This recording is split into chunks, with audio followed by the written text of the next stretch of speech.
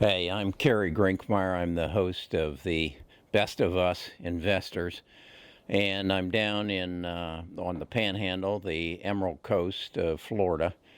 And I rode my bike out today to one of my favorite spots. This is the Western Lake, just over the bridge over there. The lake leads into the Gulf of Mexico, and this is just such a peaceful and tranquil place. It's about 8:30 in the morning. The sun's coming up. It's a little chilly, but it's a very comfortable place. What I wanted to do today is talk about two stocks that have been real benefactors of the coronavirus, Peloton and Zoom.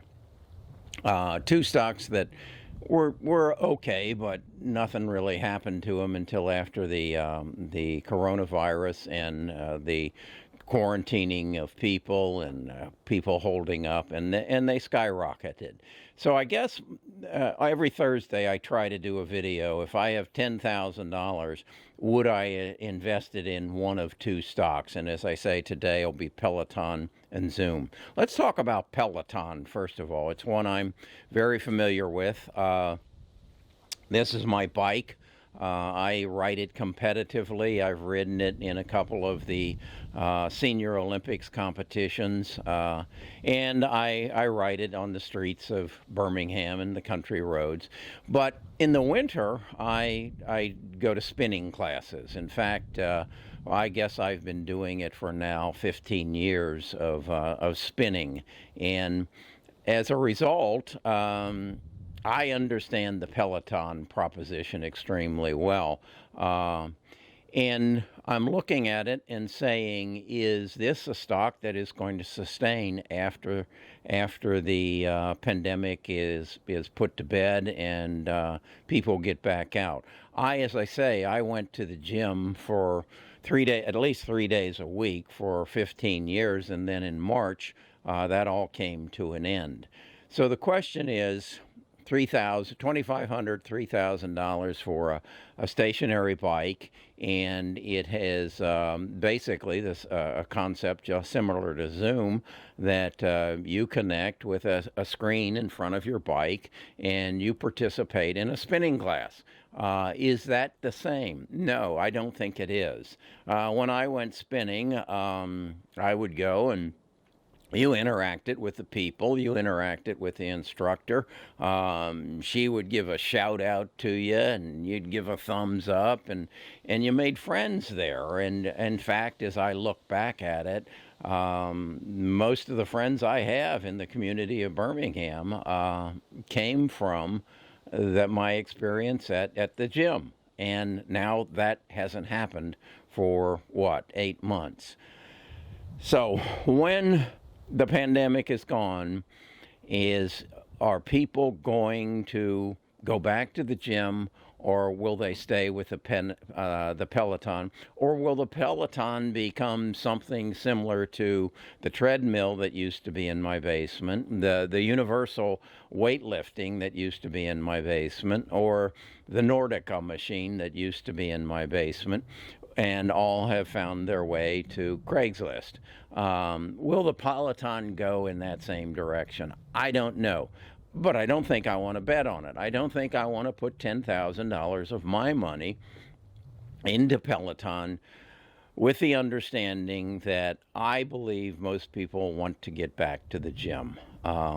It's more than an exercise. It's a social activity that we've been deprived over the last couple of years. So I'm not too excited about investing in Peloton. I just don't. It made a profit this last quarter. It will probably make a profit in the fourth quarter. It did have a pullback, but has done some recovery. But Peloton's not for me. I think it's a flash in the pan, and it'll be gone in the future. But then let's look at, would I put $10,000 in Zoom? If you look at their charts, they almost lay right on each other. They both have benefited tremendously from the pandemic. I didn't know what Zoom was until shortly after the 1st of March, and now I would say I'm on a Zoom call at least 4 times a week. And I mean, I'm talking to people. The gentleman who makes my thumbnails lives in the Netherlands, so I talk to him. Andrew, who works on my Discord, lives in Los Angeles, and I talk to him at least once a week. I do some real estate work on Zoom. Zoom has become a part of my life, and after the pandemic is over, I don't think that I will leave Zoom. The other thing I think about Zoom is that I equate it to very similar to Facebook. Facebook started as a social media for college students, and it had a very strong niche within that college students, and they really didn't know how they were going to monetize it for years, and then they became an advertising vehicle. Well, I think Zoom is, in my life, it's in the 1950s telephone stage. It's the dial-up phone. It may even be the party line phone. I think Zoom is going to dominate communications. I look at it with Nita, my wife. She's very close to her cousin. We live in Birmingham. Her cousin lives in Los Angeles. They probably talk on the phone 3 to 4 times a week. They haven't discovered Zoom yet. They don't have the comfort level of getting on and just talking on Zoom. I am sure once they do that, they will max out the 1 hour every time they go. She has other cousins in Indianapolis and up in Fort Wayne or South Bend that she talks to on a regular basis. She communicates with our grandchildren and our children every Friday.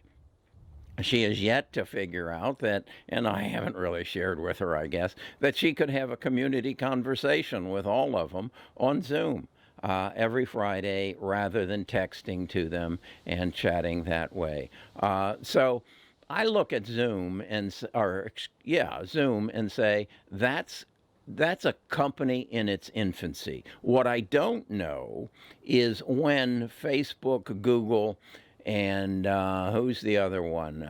Apple, all have a function similar to Zoom.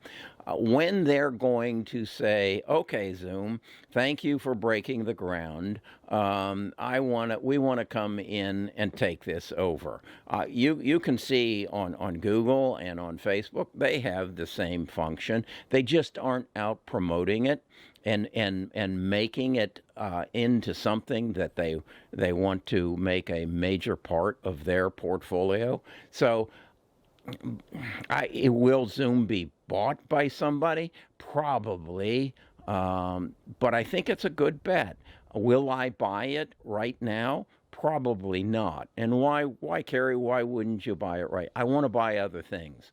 I want to spend my money in what I think are the major changes that are going to happen in our life over the next 12 months, and that's in healthcare. And to that element, I own it's Illumina, who has the genome sequencer, and CRISPR, who has the ability to alter genomes. And then I also want to be involved in what I see coming in 5G. And to that end, I have bought Excelina,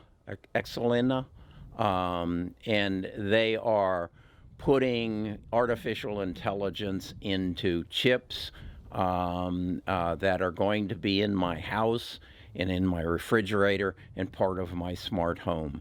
I've also invested in NVIDIA because they are a part, I think, of the benefactors of the 5G movement that will become very strong as they put smart chips into Amazon's Web Services computers so that we can sort and file and send back to me those things that are going to inform me on my health. I just think between big data and artificial intelligence in healthcare, that's what we're going to look back on 5 years from now and say, my goodness, the pandemic made this so important and made such a change in our worlds as a result of big data, artificial intelligence, machine learning, and 5G all coming together to make our world a better place relative to our health care. That's where I think the big win is. I think you will look at that and say, that's comparable to the introduction of the internet. That's comparable to the introduction of social media. That's comparable to the introduction of the smartphone. And this will all happen inside your smart home. So that's where I'm voting. I'm going to vote with my money. I'll stay on my bike. I won't be getting on a Peloton, but I'll continue to use Zoom. But I'm not going to be an investor in it. That's my take.